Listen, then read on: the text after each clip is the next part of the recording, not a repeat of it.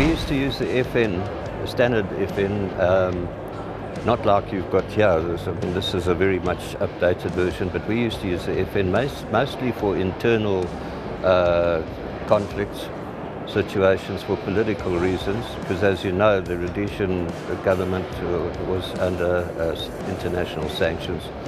And then on externals, we used to dress up like terrorists would, and we carried AKs and RPDs. My most favorite weapon was the RPD, and I've been looking at your updated version over there, and this really turns me on. And I could see you enjoyed that. Oh yes. I used to carry 1,000 rounds, 10 belts of 100 each, and a short belt of about 30 for immediate engagement when we were dropped in by parachute. As far as FN went, I can't remember how many magazines we carried. It was probably about 5 with 20 round 7.62. What impressed me the most about this other one is your conversion that you've done from the standard FN.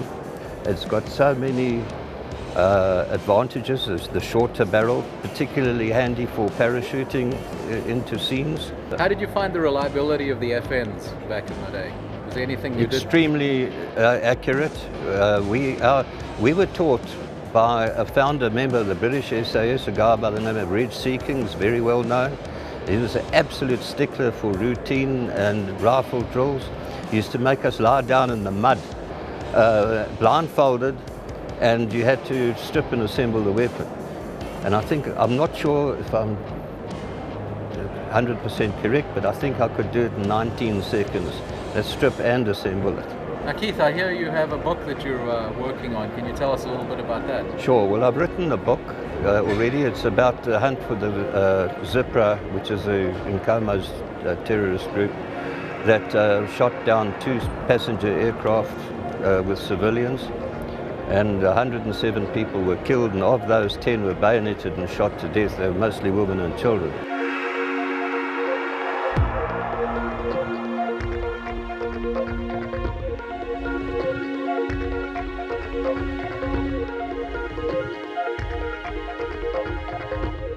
I led the hunt for that missile gang in territory that was extremely hostile, virtually declared no-go zone.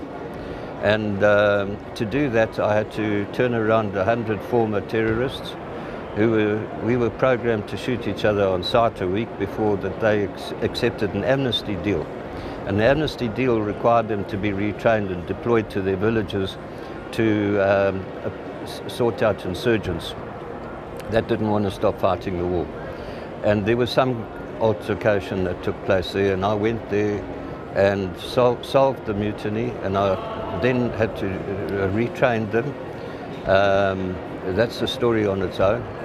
And we deployed undercover. I trained them to be undercover assassins, and so we did a lot of our work at close quarters with 38 specials, taking out the terrorist link men that were the go between the local population and the terrorist groups in the bush.